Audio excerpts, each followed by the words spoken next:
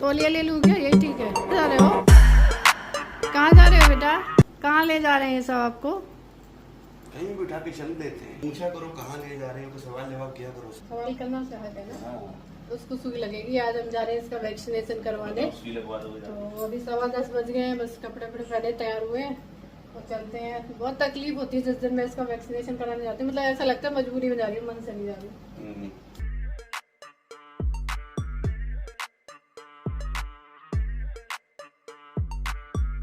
तो अभी हमने भगवान जी के हाथ जोड़े और बस निकल लिए। मैं घर के बाहर कहीं भी जा रही हूँ, मैं भगवान जी के हाथ ज़रूर जोड़ती हूँ। आदत सी पड़ गई है। और इस बार का तो इसे पता नहीं कौन सा इंजेक्शन लगा है। हर बार तो इसको मतलब एक दिन में कम हो जाता था दर्द, इस बार 3 दिन बराबर कंटिन्यू इतना रोया है ये, बहुत ज़्यादा।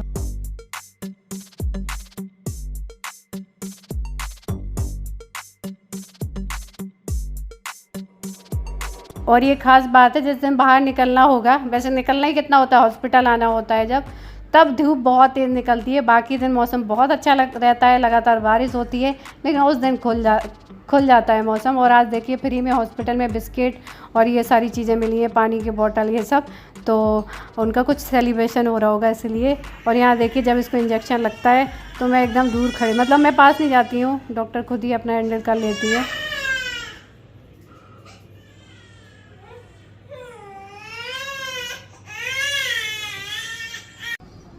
देवू बेटा, डॉक्टर ने सुई लगाई थी।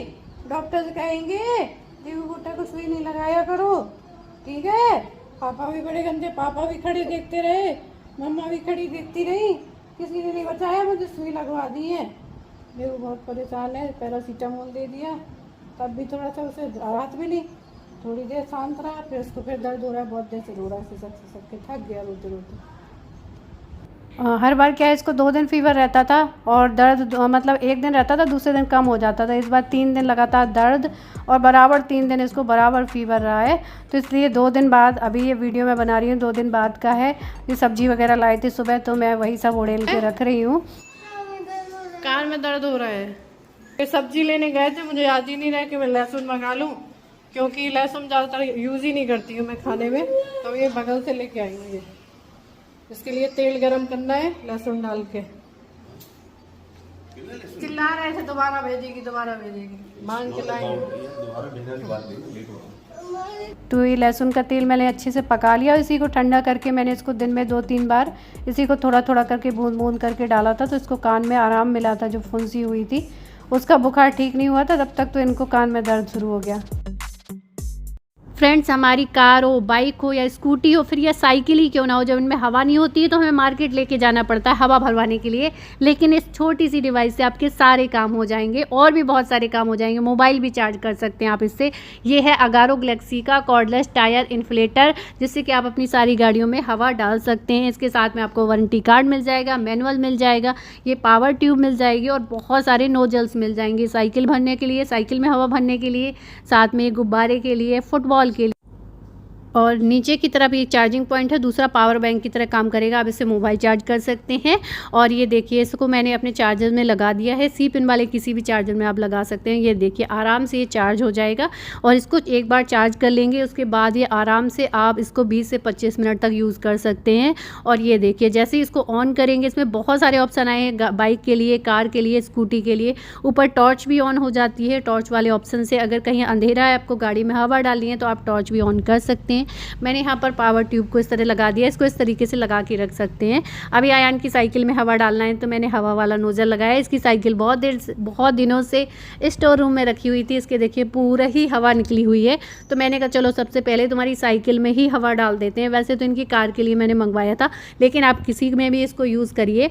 तो जैसे ही आप इसको लगाएंगे, ऑन करेंगे, ऑटोमेटिक ये साइकिल वाला ले लेगा, साइकिल वाला ऑप्शन सेट करने पर।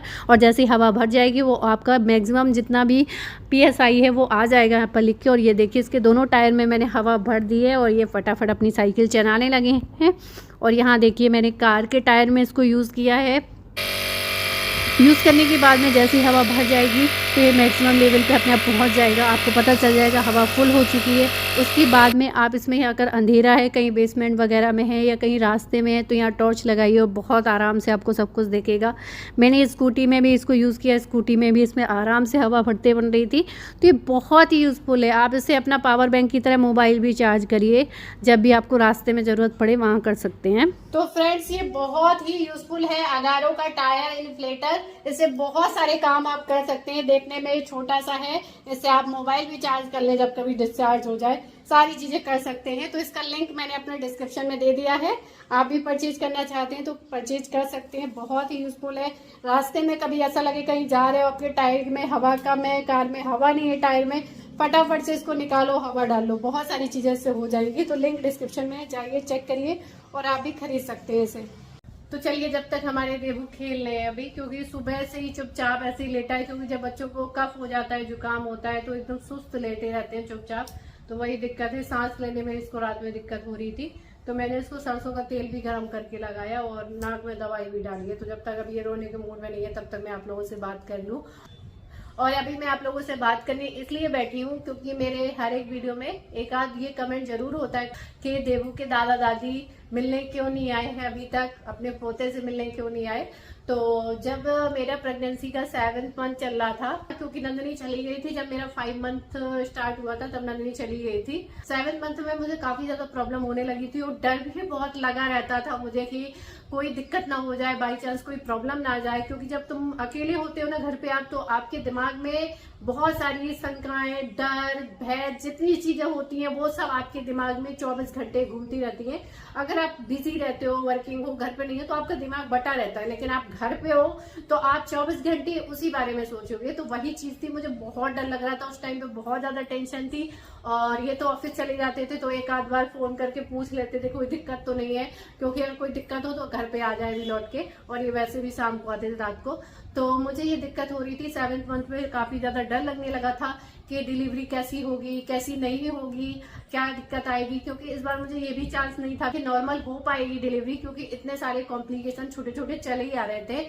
तो इस वजह से, क्योंकि आयन के टाइम पे कोई कॉम्प्लिकेशन नहीं था, तो इतनी ज्यादा टेंशन नहीं थी कि चलो जो होना होगा, डिलीवरी नॉर्मल होनी होगी या सिजेरियन होना होगा, हो जाएगा सब कुछ अच्छे। लेकिन देवू के टाइम पे मुझे हर वक्त, रात में, दिन में, हमेशा टेंशन रहती थी। और जब आप आधी से ज्यादा प्रेगनेंसी पार कर चुके होते हो तो आप सोचते हो जो भी हो सेफ हो जाए।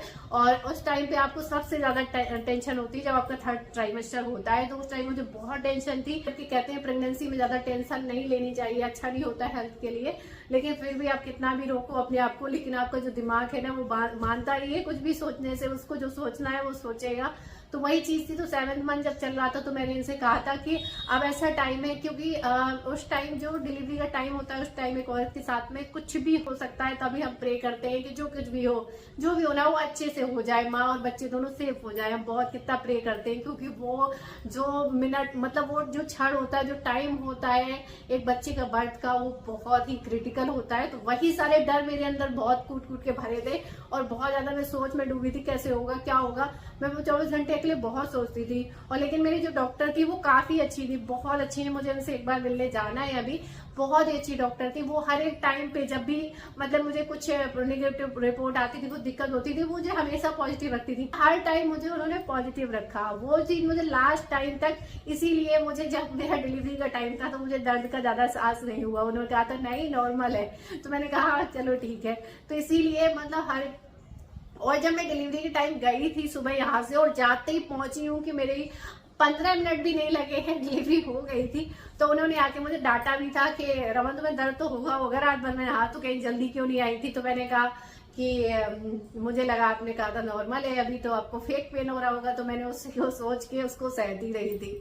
मतलब एक अंदर से तो आ जाता है कि हाँ आपका टाइम आ गया है, लेकिन फिर भी होता है ना कि थोड़ा सा सह लो उसके बाद जाओ, यही चीज होती। तो वो टाइम ऐसा था 7th मंथ का। मैं बात करने बैठती हूँ ना,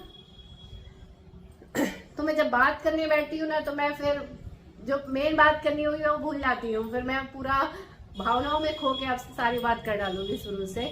तो 7th मंथ था, तो मैंने इनसे बोला था कि घर से किसी ना किसी को बुला लो, ये टाइम ऐसा है कि दिक्कत कुछ भी हो सकती है, मुझे बहुत टेंशन हो रही है, मुझे कैसे संभालोगे और क्या क्या प्रॉब्लम हो सकती है नहीं पता है तुम्हें, और मुझे बहुत ज्यादा वो लग रहा है, मतलब मैं पूरा इमोशनल ब्रेकडाउन होता है ना तुम्हारा, मतलब किसी का भी वही हो गया था। तो मैंने इनसे बहुत कहा कि आप किसी को बुला लो, 7th मंथ में बुला लो, 8 मंथ तक बुला लो। बहुत ज्यादा मैं बोलती रही तो ये बोलते थे कि रमा पॉसिबल नहीं है, वो कोई वहां से नहीं आ सकता है, कोई तो एक मेरे पास होता है ना आपके पास, भले आप कहते हैं ना कि ऐसा क्या काम है क्या नहीं, काम से कुछ नहीं होता है, आपके पास अगर कोई एक और इंसान है तो आप उससे बात करते रहते हो ना, तो आप बहुत हल्का महसूस करते हो, आधी टेंशन आपकी गायब हो जाती है, कहते हैं ना बोलने से मन हल्का हो जाता है, वही चीज। तो मैंने इनसे बहुत कहा बुला लो बुला लो बुला लो बुला लो, बहुत कोशिश की हमने, लेकिन इन्होंने यही कहा कि रमा बिल्कुल भी पॉसिबल नहीं है, तुमको क्या लगता है मैं तुम्हें ऐसे अकेला छोड़ देता इस टाइम पे, मेरे हाथ में यही है कि हमारे डॉक्टर अच्छे से दिखा रहे हैं, लेकिन नहीं पॉसिबल है, वहां से कोई नहीं आ सकता है। फिर मैंने कहा चलो अगर मम्मी जी नहीं आ सकती है तो मेरी अभी देवरानी है वो आ जाए, तो ये हो जाएगा ना, एक संग मिला रहेगा, तो मतलब दिमाग बटा रहेगा, हम लोग साथ में बने रहेंगे। तो ये बोले कि उनको भी नहीं भेजेंगे, क्योंकि अभी उनकी एक तो नई शादी हुई थी, दूसरी बात इन्होंने ये भी बताया था कि उनकी जो फैमिली है मायके वाली, उनको यूट्यूब वगैरह पसंद नहीं है बिल्कुल, क्योंकि तुम यूट्यूब वीडियो वगैरह बनाती हो तो उनको वीडियो में आना पड़ेगा, तो वो चीज उनको नहीं पसंद है। तो मैंने कोई बात नहीं, वीडियो में नहीं आएंगे वैसे आ सकते, तो मैंने कहा चलो कोई बात नहीं, फिर हम कैसे भी एडजस्ट कर लेंगे।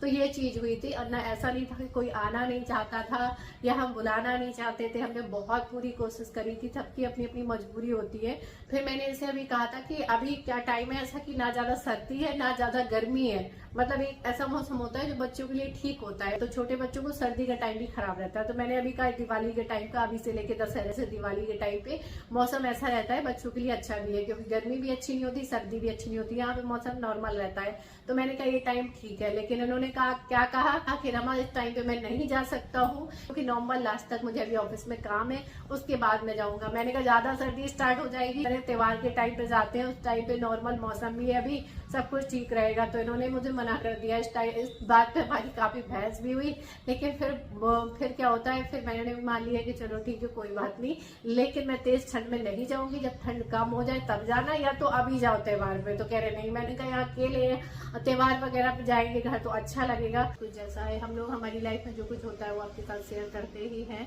देखो बेटा ठंड लग गई है, ज्यादा मोटे कपड़े भी तो नहीं पता, अब एक बार जुकाम होगी तो लगेगा बच्चे को कवर रखो कवर रखो, अब इतना भी तो नहीं कवर कर सकती, तो उसे गर्मी लगने लगे या फिर उसे और दिक्कत होने लगे दूसरी, कम से कम उसको फ्री रह के खेलने को भी तो मिले, इसलिए मैंने थोड़ा सा पतला सा कपड़ा बांध दिया, फुल कपड़े बना दिए हैं बस। तो चलिए मैं वीडियो को एंड कर दूं, शाम का टाइम हो गया है, वीडियो आप लोगों को पसंद आया हो तो लाइक करिएगा, न्यू है तो सब्सक्राइब करिएगा, तब तक के लिए bye, love you all, take care. देखिए मैं क्या लेके बैठी हूँ, इसका टीदर, ये जो मसूड़े में जो कुछ पाता है बहुत चबाने लगा था, बहुत किटकिटा रहा था, पता नहीं मुझे लगा इसके दांत निकलने लगे, तो मैंने कहा इतनी जल्दी दांत कहाँ से निकलने लगे। तो क्या होता है बच्चों के दांत नहीं निकलते फिर भी इनके मसूड़े टाइट हो रहे होते हैं, दोनों ऐसे मिसमिसी आती है बहुत ज्यादा, तो इसलिए मैंने एक टीदर मंगा दिया था, उसको धो देती हूँ अच्छे से, उसको इसके बाद देती हूँ, जैसे अभी मैंने नहीं दिया, बेड पे पड़ा था और फिर बेड में पड़ा रह जाता है, दोबारा देती हूँ, धो देती हूँ, वरना ये कपड़ा हाथ जो पाते हैं सब इनके मुंह में जाता है।